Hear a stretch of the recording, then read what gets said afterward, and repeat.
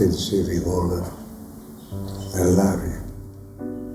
Bisogna stare nei disciplinari a basso livello per farci stare dentro tutti. E ho telefonato a Gino Veronelli e dico: sai che mi hanno bocciato il vino? E lui mi fa: ma va? Sì, mandamene una bottiglia.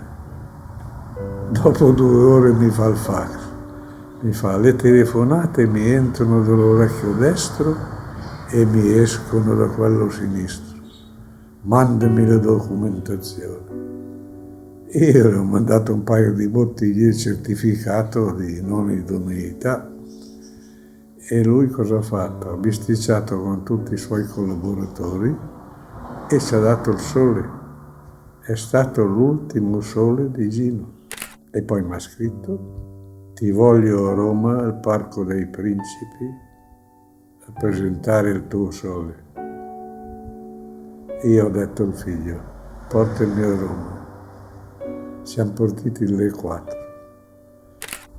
E uno della platea le fa: Brozzoni, cosa ne pensa lei? Veronelli dice che il peggior vino contadino è migliore del miglior vino industriale. Qui abbiamo un vino contadino, magalino, ma io mi sono alzato in piedi. Gli ho detto: io quel signore lì giro la frase, vorrei che fosse lui a spiegare perché.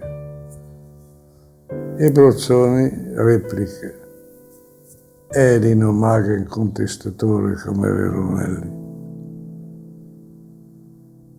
E Veronelli stava morendo. E io mi ho detto al figlio: andiamo a casa. E ho piantato là al mio tavolo.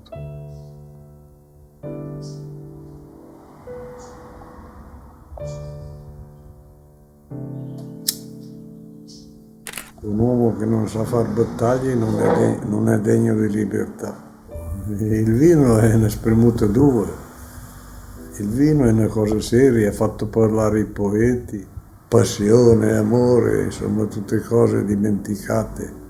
Adesso bisogna fare tutto in fretta e non fare le cose come si devono fare, e i contadini sono custodi delle loro terre e sono gli artefici delle produzioni, benché se ne dica. Adesso invece siamo impossibilitati ad agire sulle nostre terre. Bisogna fare quel che dicono gli altri e a malapena poi fare quello che è necessario. È da 50 anni che si parla solo di commercializzazione, le produzioni si sono dimenticate. Bisogna fare i grossi numeri. La vigna segue l'andamento climatico e quindi ogni anno che senso ha mettere l'annata su una bottiglia quando il vino è sempre uguale. Adesso si porta all'omologazione, adesso si dà importanza ai certificati.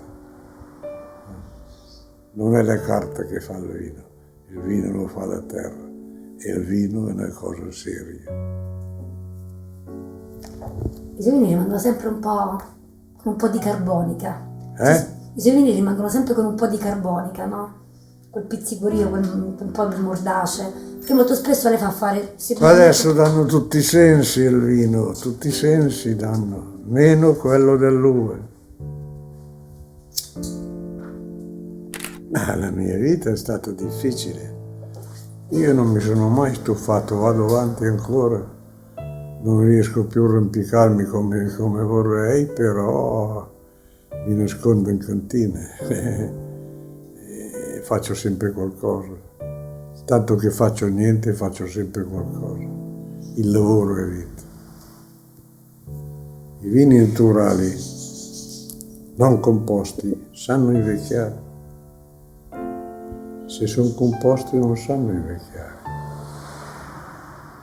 E fare i vini naturali, insomma, occorre notevoli perdite di prodotti perché si fanno per decantazione e quindi subiscono 5-6 travasi, si conservano per 8 mesi in tino, in botti,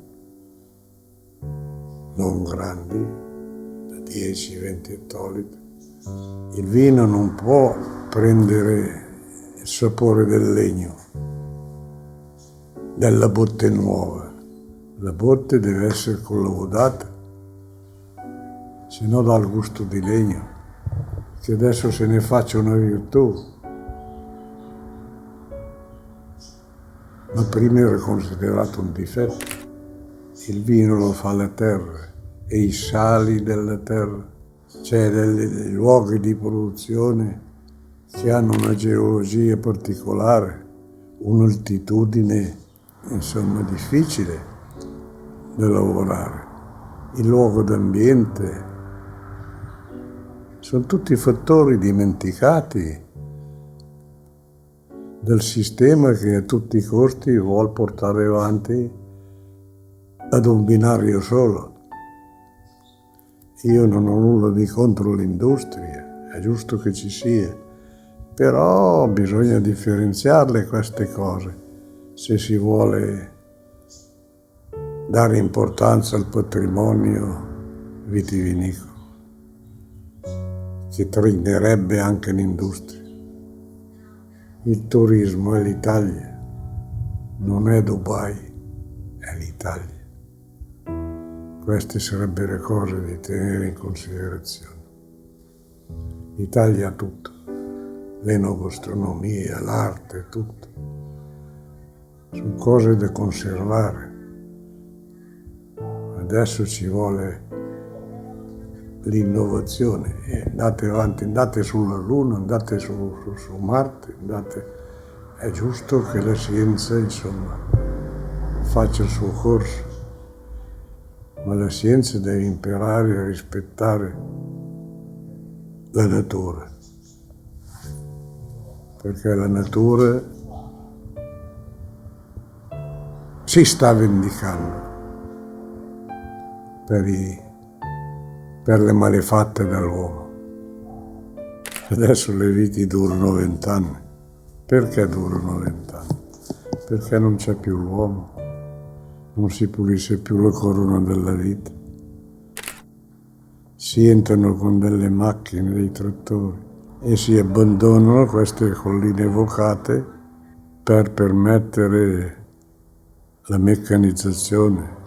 Bisogna slegare le mani ai vitivinicoltori, slegare le mani. Loro sanno dove piantare le viti sui costoni giusti e quale viti autoctone inserire. In Oltrepò si sono portati tanti vitigni nuovi, dimenticando i vecchi vitigni tradizionali che sarebbero da ripristinare. Croatina, Uvarara, Huguette, Bonarda, Freise, Moradella, tutte cose un po' trascurate. Non chiediamo niente a nessuno, chiediamo solo il rispetto. Adesso distribuiscono un mare di soldi all'agricoltura. Non si sa dove vanno a finire. Invece di distribuire questi milioni, bisognerebbe distribuire qualche milione di zappe e vanghe e lasciare liberi i giovani